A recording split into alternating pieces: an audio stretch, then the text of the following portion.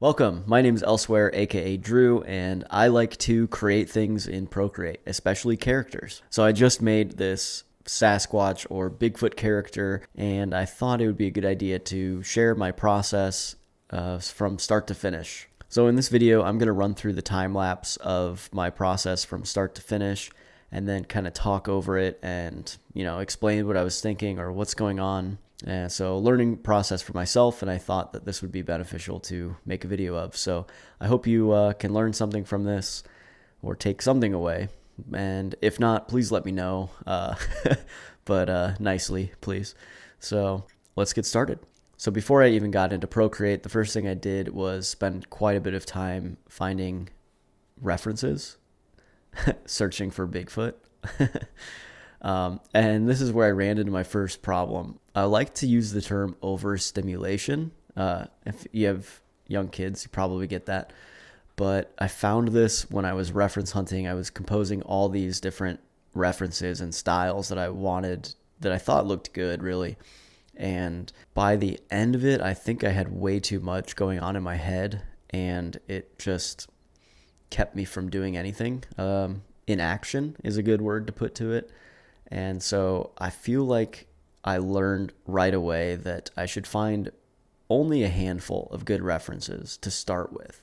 And once I have something that is good enough to get started, I should just jump into it instead of finding that perfect reference. Because from the start, I didn't want to just do the traditional Sasquatch that you see. I wanted to make a stylized version and kind of cartoony, or, something different and a little bit unique.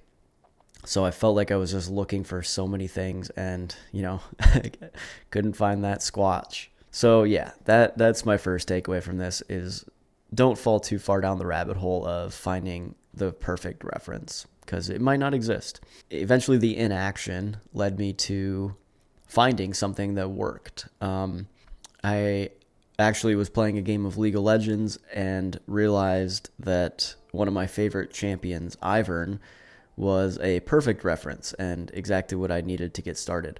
The main thing that I wanted to replicate from this reference, or Ivern, is the long legs and the feel that this character lives in a forest. That's kind of what I wanted to really communicate with this, that this character is a forest creature. So Ivern, if you're familiar, was a perfect reference, and I love the long legs. I think they're just kind of silly. And so that is also what I wanted to, is like kind of a silly and not too scary or serious of a creature. So finding this made the connection, and then it was way easier to get started. That's when I jumped to Procreate. All right, so I started out by sketching kind of some basic shapes. I was kind of using this weird square-like shape for the head. Kind of wanted it to be a little bit boxy. A few of the requirements that I had for this character were that its eyes were covered, because it's kind of a goofball and doesn't really pay attention to what it's doing. Then I had the long legs, so I wanted to incorporate that. And obviously it was supposed to look like a Bigfoot or a Sasquatch. So lots of hair, big kind of ape human-like thing. And so I wanted to exaggerate the ears a little bit and give it kind of like this smirk. So this is the first version that I kind of sketched out. Right away, I started to roll with it, and I liked it. So I started drawing a couple different poses of it. So I was happy with this to get started. So I started taking a little bit further and trying to finalize the lines. I also didn't really know what type of line pen I wanted to do, and I was kind of feeling a little bit bold to branch out from my go-to studio pen. So I was trying a couple different things on this. I felt like something with like a little bit of a rough edge would work well, to kind of communicate that fur and hair. And so here I'm just kind of sketching in a couple things. And one trick that I've learned with character design is to early on look at the silhouette and see if it's identifiable, or if anything looks off just from the silhouette. So early on, I like to do that and just kind of take a look. This one really reminded me of Grunkle Stan from Gravity Falls, if anybody's familiar with that. I don't know why, but it just did for some reason. And once I got that in my head, I was like, I don't think I can keep that. So maybe someone can spot it, why it looks like Grunkle Stan. But I kept going and I was trying to find a way to improve it. I wanted to move into adding some shadows to see if that would kind of help. So I knew that I wanted to pose this character in a couple different ways, because the plan was to use this as some stickers or some fun graphics. And so I wanted to kind of do the classic, Fallout character with the thumbs up, like job well done, everything's good. And then I was thinking of like this relaxed pose where the Squatch is just sitting on a stump, drinking a cup of coffee or sipping something from the forest, like job well done kind of thing. And then in my reference hunting, I found some classic Sasquatch stickers where it's kind of holding like a wood plank. And then I like the Smokey the Bear hat where he's got the hat on. So I thought those would be good poses for this character. So I finally realized that this style wasn't going the right way. So I at least got to start. And I feel like that is another thing that I've learned in this process too, is like once I get started and have something to actually look at, it's way easier to make adjustments and get closer to where I want to go, rather than a blank canvas. So even though this first version isn't what I ended up going with, it still helped me get there. And sometimes I think it's kind of frustrating to go through all this process and then have to go back. But I found that it was way easier to make the next version because I had just gotten those reps in and kind of had known where I had made those mistakes. So I started with a new design with a little bit longer legs and longer arms. And with this one, I kind of went with more of a round head than the boxy one, changing up some of the design. The last one I also think was a little bit too macho-y. So this one I wanted to make a little bit sillier, and I thought by making it more lanky, by exaggerating those arms and legs even further, that I could do that. And so I sketched this one out, get the silhouette, and keep going with it. And here again, I'm kind of messing around with the feet. I realized also in the last one how I had the legs posed was just kind of silly. I even tried standing like that and almost fell over. So for this version, I was going to do the forward-facing feet, and I think that looked cool. Kind of communicated the Bigfoot a little bit better. You just see these huge toes where it's almost the size of its head. So here I'm just kind of sketching in some more lines and looking at the silhouettes. Eventually I get to some color because I like where this is going. And once I fill in some color, I'm kind of playing around with textures to see what's going on and how I'm gonna add shadows or what I wanted to do. This whole time with this one, there was something weird with the shoulders. Like it almost kind of made it feel like a hunchback, and I thought it was the fur at first, but I don't know. I looking at it now, it even bugs me. But I also wanted to pose this one in the classic walking step, or the classic Sasquatch walking. So I drew this kind of sideways and was just kind of looking at it here. I think it's great to draw characters in multiple poses as well. Kind of gets a better feel for them. So I was happy with how this version was looking. Even though the shoulders were off, I thought that I could add some fur or something to kind of help bridge that. So I'm going to start drawing it into these poses that I have roughly sketched out with the plank, the hat, the thumbs up, and the sitting on the stump.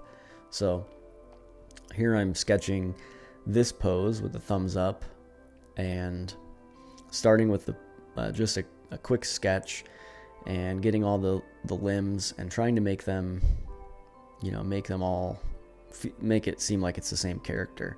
And then once I did that, I'll move on to the next one, and I believe I sketch all these out and kind of mess around with some lighting ideas here too.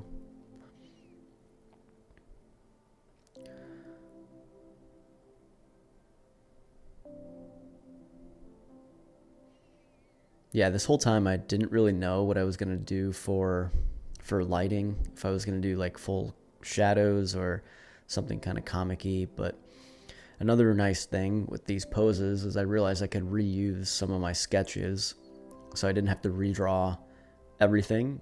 So I just used the head from that last version and erased the top and put a new hat on it, and that was pretty nice. Next, I'm moving into the most difficult one. This pose was quite something for me to try and sketch out. I don't know if it was the long legs and arms that made this really difficult for me, but it took me a while to figure this one out.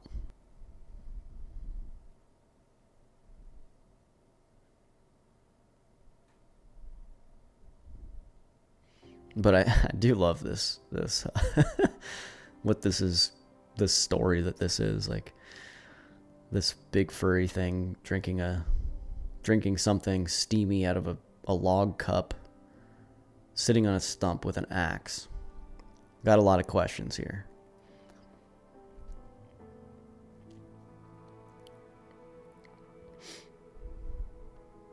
So the lines that are going up and around, that's kind of where I'm imagining when I put this into a graphic or something, that's where the words will be. And so you can see on the hat, I put the word just because I don't know what exactly is going to go on there yet, just so a placeholder. So next I start doing some line art, and I actually branched out and did try a new brush. This brush had a little bit less control, so it had some more rough lines. And so I'm just going over all my sketches and adding the line art, a little bit of detail for each.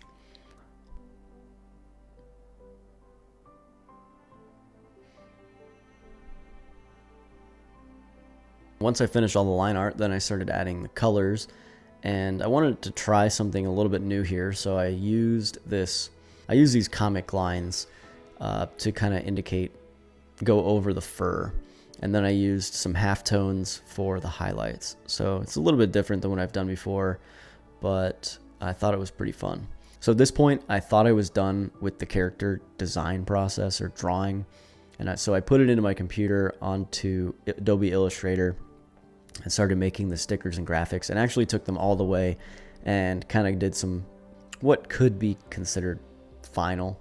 Once I did that, slept on it, I realized that I could make this there was something about the head and the shoulders that still wasn't sitting right with me. So I decided after I had slept on this that I need to simplify this and redo this character. So as much as I had just spent on doing this a second time around, I decided that I was going to go back and redo it and make a third version. So here I'm going to be starting my third version of this character. I am very glad that I did, because I am seeing the improvements each time, which is another lesson that I'm taking away from this, is like each time I did a version, I felt like it got better, and I got to try something a little bit new, and it also was a little bit easier each time, especially doing the poses. So I thought about with this one that I could just make it like one body, the head, connect the head and shoulders without a neck really, and just make it this really long kind of rectangular thing.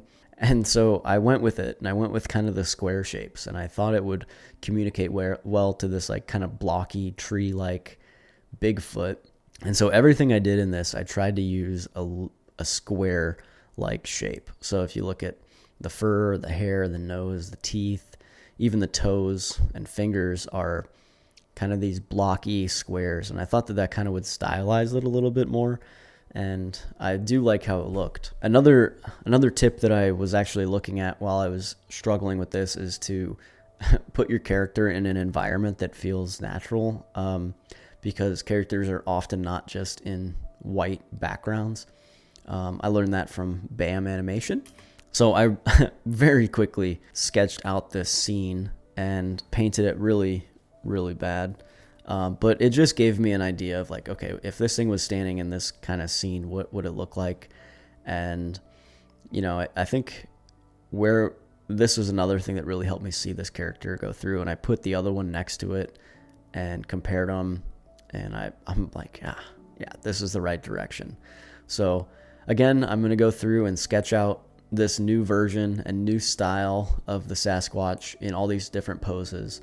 And yes, it took me more time and definitely added to the length that I was spending on this, even though this was just kind of for fun. And I realized that like it was way easier each time, and I'd learned stuff like how to save the head, and poses are way easier the next time. So the next time that I am doing a character, I won't be too worried about starting over, and actually will probably be encouraging myself to get a final version done so that I can start over and make it better.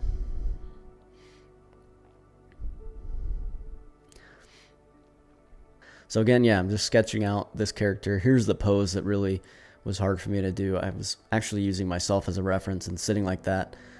I obviously don't have as long of legs and the same body shape, but I was doing my best to kind of pose this out and set it up. I also removed the axe in this final version because I just felt it was wrong that the Sasquatch that lives in the forest would chop down a tree. I thought it was kind of like a crime. So I got rid of the axe and added a little bit of steam to the cup. So that is the process. Wow, how long did I talk for?